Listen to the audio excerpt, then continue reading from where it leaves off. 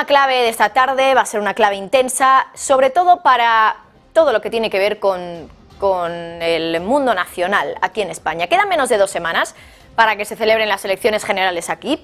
Van a ser el próximo domingo 23 de julio, es decir, no el de esta semana, el de la siguiente. Por eso, en los próximos minutos les vamos a hacer un análisis minucioso de la joya de la corona de los programas electorales, las medidas económicas de los distintos partidos. Y es que estamos en un momento crucial para la economía española. Una economía que crece más que la media de los países de la Unión Europea, lo están viendo ustedes en pantalla en ese panel explicatorio.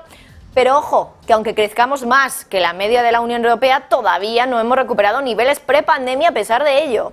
Es algo que hay que tener muy en cuenta cuando algunos políticos también inciden en el hecho de que España está creciendo mucho. Tengan en cuenta que sí, pero que el nivel de PIB registrado en 2019, antes del COVID, todavía no se ha recuperado en términos anuales, lo están viendo ustedes en ese gráfico, por cierto, cuya fuente es el Instituto Nacional de Estadística. Vamos ahora con ese panel explicatorio, pero de la inflación. Es cierto que en España el dato interanual ha bajado mucho. Vamos a ver si los compañeros les pueden poner ese gráfico de la inflación en España para que lo vean ustedes directamente de una forma mucho más visual.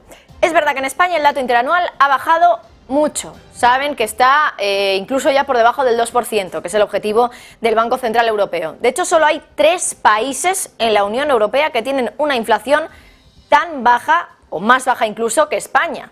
En los datos de mayo, vamos a ver si podemos ver el gráfico, los últimos datos confirmados por Eurostat, puesto que el del mes de junio todavía es un dato que es preliminar, no está confirmado. Aquí vemos, aquí lo están viendo ustedes en pantalla, que Luxemburgo, Bélgica y Dinamarca son los únicos que superan a España con una inflación menor. Pero hay que recordar también que hay una cosa mala en los datos de inflación. Este año también vuelven a entrar en vigor las reglas fiscales europeas, es decir, no hay que superar el 60% de deuda PIB, que nosotros lo superamos con creces, casi duplicamos ese dato. Y además, el déficit público no puede superar el 3%. Ambas cosas, insisto, incumplidas por España. ¿Qué van a hacer entonces los políticos para rebajar esa deuda y ese déficit? Bueno, pues vamos a aprovechar este espacio también que les tenemos aquí en Negocios Televisión para hacer un análisis en detalle de las medidas económicas de los 4 partidos con más popularidad en las encuestas. Vamos a empezar con el Partido Popular. Aquí van a ver enseguida un mapa de las palabras que más se repiten en las 100 páginas del programa electoral del Partido Popular. Enseguida lo van a ver, pero muchas de ellas son evidentemente preposiciones, conectores, palabras que evidentemente se van a repetir mucho, pero más allá de eso, una de las más repetidas tiene precisamente algo que ver con lo económico. A la izquierda arriba lo están viendo ustedes, la palabra empresas. Es cierto que aunque no aparezca como una de las palabras más repetidas, los impuestos también son una pieza fundamental del programa electoral del Partido Popular. El partido de Feijóo hace una clara apuesta de reducción de presión fiscal. Vamos con ello, vamos a analizar bien en detalle todas esas medidas propuestas por el PP.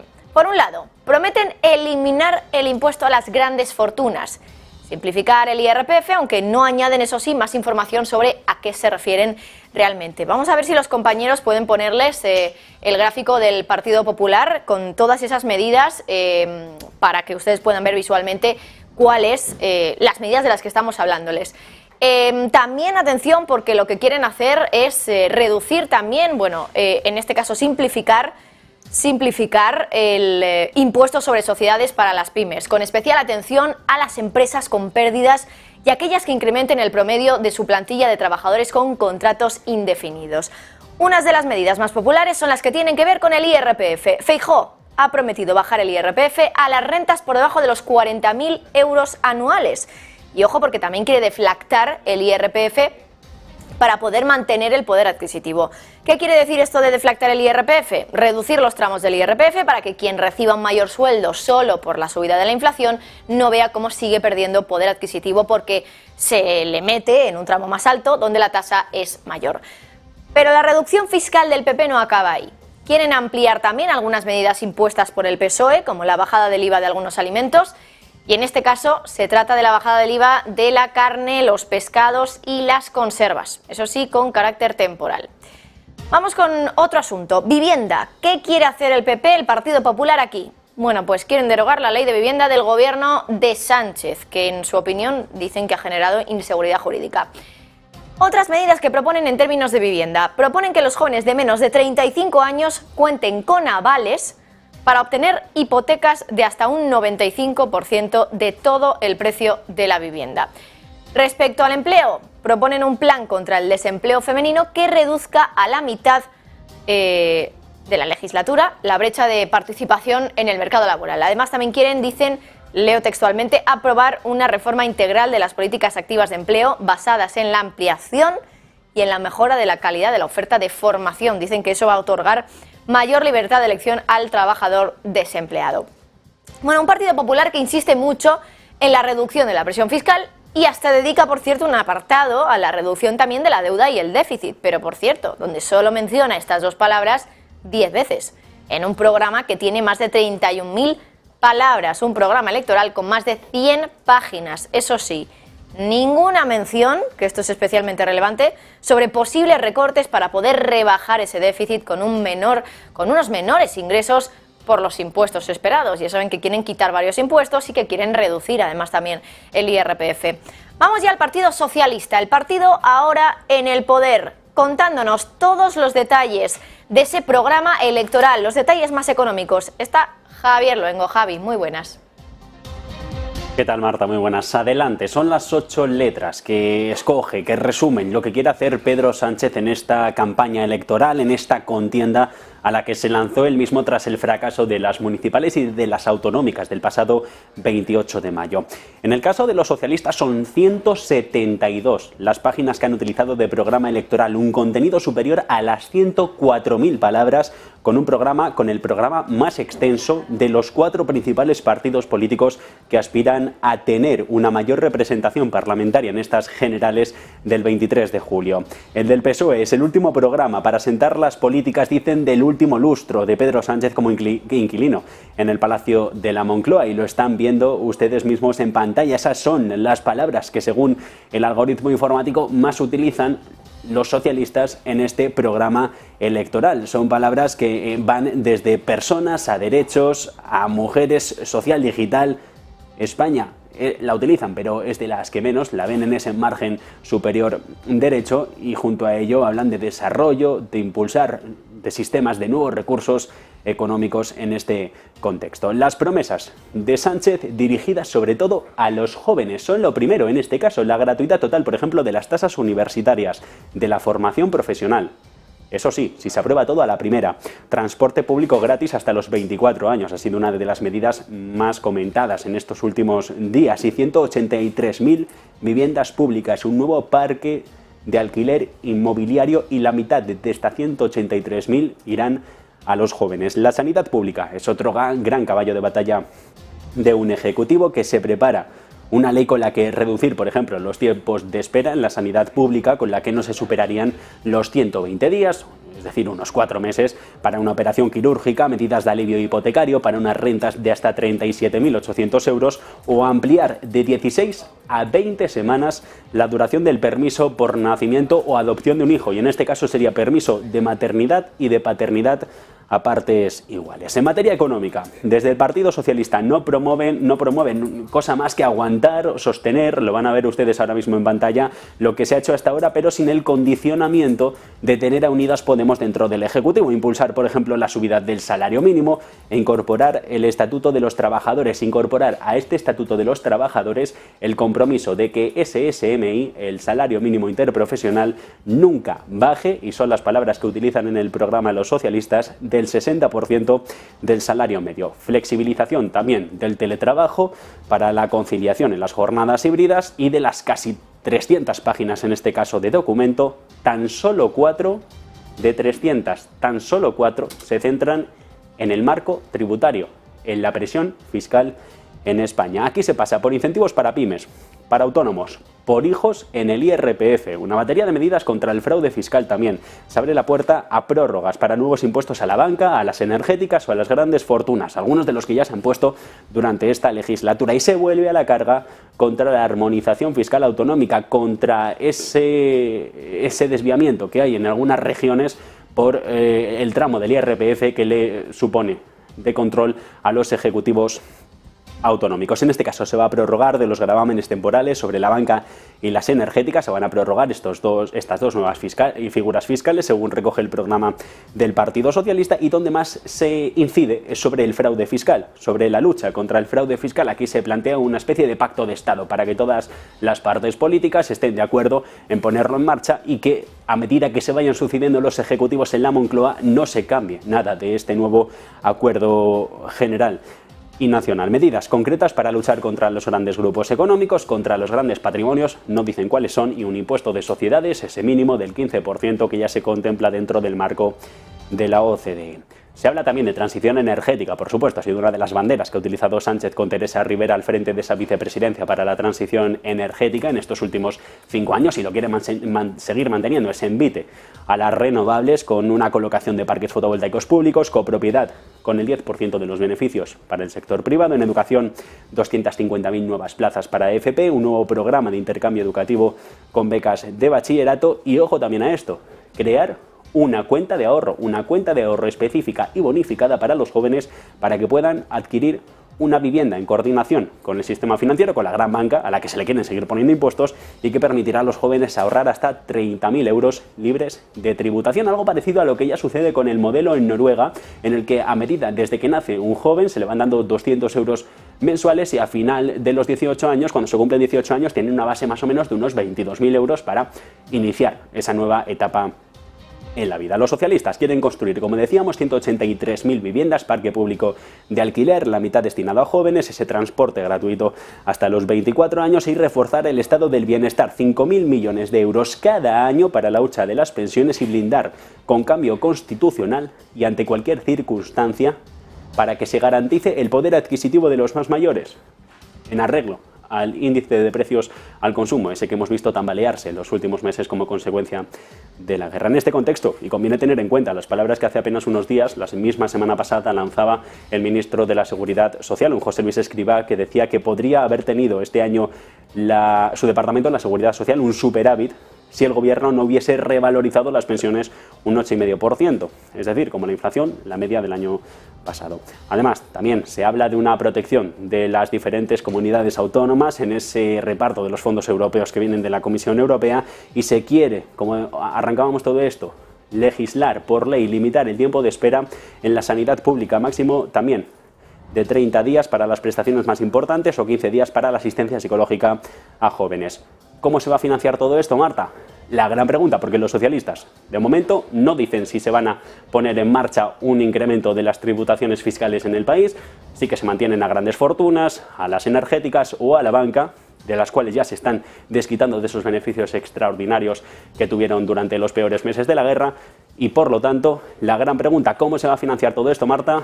De momento, el actual marco fiscal es el que maneja el Partido Socialista. No se proponen nuevas figuras fiscales ni cambiar lo ya existente. Es una de las grandes dudas, por supuesto, cómo se va a financiar todo el gasto que quieren poner en marcha los distintos partidos políticos. Por cierto, una de las maneras es a través de impuestos. Algunos, como el Partido Socialista, quieren mantener algunos de los impuestos temporales que ya habían aplicado durante su legislatura. Pero vamos ahora con otro programa económico que precisamente tira mucho de aumentar esos impuestos. Hablamos de Sumar, la formación que aglutina hasta 16 partidos políticos. Su programa electoral tiene 185 páginas y solo 2 menciones al déficit.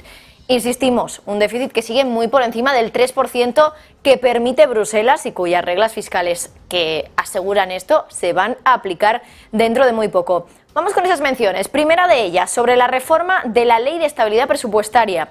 Dicen desde Sumar que hay que hacer compatible la sostenibilidad de las finanzas públicas y la estabilidad de la deuda con la inversión y el papel proactivo que debe tener la política fiscal. La gran duda es, ¿esto cómo se va a hacer? ¿Esto qué quiere decir? No dan más detalles sobre en qué se tiene que hacer esa inversión de la política fiscal, pero dicen que la historia demuestra que los recortes son contraproducentes para la estabilidad fiscal. Segunda mención al déficit.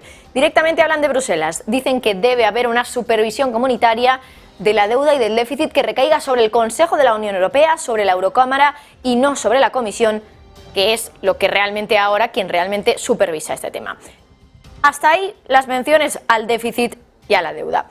Una de las medidas más polémicas de Sumar ha sido la propuesta de dar 20.000 euros a todo aquel que cumpla 23 años. Su objetivo, según el programa electoral, es ayudar a las personas jóvenes a seguir formándose, iniciar su andadura profesional e independizarse. Vamos a ver si los compañeros pueden ponerles el gráfico para ver también de forma visual cuáles son todas esas propuestas. En primer lugar, tenemos esa herencia universal. ¿Cómo dice Sumar que la va a financiar? Dice que con el impuesto a las grandes fortunas. Hablando de ese impuesto, por cierto, Díaz quiere que se mantenga de forma permanente en lugar de ser algo temporal, que era como se había concebido en un primer momento. Además, la líder de Sumar quiere que el tipo impositivo sea de al menos el 4% para los más ricos, para los que tengan un mayor patrimonio. Si seguimos hablando de impuestos, aquí la estrategia sería la contraria que la de los partidos de derecha. Sumar quiere aumentar los tramos del IRPF y ampliar también el número de tramos a partir de 120.000 euros. Además también, por cierto, de subir el tipo máximo del 45%, que es lo que pagan ahora los que cobran más de 300.000 euros, quiere subirlo hasta el 52%. Una de las últimas conclusiones del programa electoral de Sumar sobre impuestos gira en torno a la reforma fiscal que plantean, algo en lo que coinciden también con el Partido Popular. También dicen que van a hacer una reforma fiscal. En este caso, Sumar dice que va a estar orientada a que contribuyan más los que se esfuerzan menos. ¿Quiénes son? Según Sumar, grandes empresas, patrimonios y rentas del capital principalmente. Y también dicen que quienes más tienen que contribuir tienen que ser también los que incumplan con sus obligaciones tributarias. En términos de vivienda, Sumar propone crear un bono de emergencia para la compra de la vivienda habitual, que estaría dirigida a los hogares que tengan hipotecas a tipo variable y que sufren tras esa fuerte subida de tipos del Banco Central Europeo. ¿Qué propone Sumar? Bueno, pues concretamente un bono de 1.000 euros por hogar para ayudar a pagar una parte del aumento de la hipoteca. ¿Quiénes van a ser los beneficiados? Dice, los hogares que se hipotecaron a tipo variable en los últimos 10 años por un importe de hasta 250.000 euros, cuyo precio de compra sea menor que 300.000 euros. Por último, vamos ahora con Vox y su programa económico. Javi. Vamos con la formación que dirige Santiago Abascal, que por cierto a partir de las 9 de esta misma noche va a estar en los estudios de Negocios Televisión, entrevista con el líder de la formación, con Santiago Abascal, de la mano de José Antonio Bizner, en un partido que habla de un programa político para lo que importa. Es como define Vox las 178 páginas en las que se recogen cerca de 28.000 palabras y que dan cuenta de lo que pretenden hacer más o menos con España si ganan estas elecciones generales anticipadas del 23 de julio. Tras un análisis exhaustivo en la redacción de Negocios Televisión, se concluye que las palabras más repetidas en su programa electoral pasan por ensalzar, por ejemplo, la identidad nacional y proponer españoles, España, ley, proposición, desarrollo, como los términos que se suceden con una mayor frecuencia dentro de este texto de la formación de derechas. De entre todos ellos se extraen dos promesas clave para cumplir con lo que a juicio de Vox quieren los españoles: terminar con los impuestos y con el estado de las autonomías, que más allá de lo territorial tiene implicaciones y forzosas sobre la economía, sobre el bolsillo de los españoles. Son las dos grandes bazas de los de Santiago Abascal para también hablar de fiscalidad, para hablar de gasto público. Plantea, por ejemplo, derogar el concierto vasco, el cupo navarro, de facto acabar con los sistemas forales en España, los forales fiscales en España, y eliminar lo que califican como privilegios de algunos territorios. De fondo, se deja sobre la mesa la supresión de todo tipo de impuestos y vamos a ir por orden porque es interesante ir mirando uno a uno los que quieren suprimir en Vox. Fin al impuesto de la renta de las personas físicas progresivo, el IRPF tal y como lo conocemos hasta ahora. Se plantea acabar con el actual sistema que tenemos en estos momentos y sustituirlo por uno de dos tipos. Habrá uno para las rentas más bajas, que para ellos son las que tienen menos de 70.000 euros de ingresos anuales, y otro para las rentas más altas, que son las que están por encima de este límite. Quienes ganen menos de 70.000 euros pagarán un 15%, todos independientemente de cuánto ganen. Y si ganas más de 70.000, 25.000 euros, la mitad de lo que se paga ahora. Se quiere también suprimir el impuesto al capital. Se va a dejar de tributar completamente si Vox llega a la Moncloa. Fin también al impuesto de las grandes fortunas, según este programa político, de patrimonios de más de 3 millones de euros que van a dejar de pagar esta figura fiscal, lo que supone beneficiar a unos 212.000 contribuyentes y perder unos ingresos por valor de 1.200 millones de euros. Acabar también con sucesiones y donaciones, en consonancia con el programa político del Partido Popular en algunas comunidades autónomas durante estos últimos años. Pero ojo, porque como para cada norma hay una excepción, los de Santiago Abascal sí que estudian un incremento de la presión fiscal, pero solo sería para grandes tecnológicas, para Google, para Facebook, en este caso para Meta, para Apple, para Amazon, a los que se les plantea tener que pagar, y ojo a esto, tener que pagar unos 18.000 euros por cada familia española por el uso de los datos privados. No se aclara, en todo caso, si lo que se recaude tras los recortes de las otras muchas figuras fiscales se va a poder financiar la otra gran promesa electoral, el incremento del gasto público en sanidad, educación, dependencia e infraestructuras, las 4 patas del estado del bienestar. Entre las aboliciones que plantean los de Santiago Abascal se encuentra la de terminar con las partidas destinadas a los agentes sociales, a los sindicatos y a la patronal de los empresarios. Se promete también terminar con los llamados piquetes informativos en las huelgas y, sin embargo, atención porque se propone dar bonificaciones a los empresarios, pero cuando haya baja por maternidad en alguna de sus trabajadoras, se le dará una bonificación a los empresarios por esa figura que ha desaparecido de sus oficinas. Sobre la igualdad en los consejos de administración de las cotizadas, que ahora se persigue en el ámbito del desarrollo de esas políticas ESG para también acelerar la inversión y la transición en las compañías, pues bien, desde Vox se rechaza, y también se rechaza a toda política vinculada a las empresas ante la Comisión Nacional del Mercado de Valores y que plantea la igualdad en los consejos de administración con el argumento de que rechaza cualquier política de cuotas porque perjudica a aquellas mujeres que han logrado lo que tienen por los méritos o por las capacidades, según se recoge textualmente en el programa político de Vox. Más allá de las urnas del 23 de julio, se estudia proponer referéndum sobre temas clave que ellos apodan como chiringuitos: el papel de los sindicatos y los empresarios, si hay que cerrar las televisiones autonómicas, que en este caso proponen cerrarlas en cualquier caso, digan lo que digan las urnas, sobre el modelo energético, sobre la presunción de inocencia, sobre recentralizar las competencias en educación, sobre cobrar a las tecnológicas o sobre la gestión de las fronteras y la inmigración. También se habla de un referéndum para derogar el Plan Nacional del Agua. Más que decidir sobre el gobierno, Marta, lo que proponen en Vox es, sobre estos 8 grandes puntos, dar la voz a los españoles y que ellos sean los que decidan los pasos que tiene que tomar un futurible ejecutivo presidido por Santiago Abascal.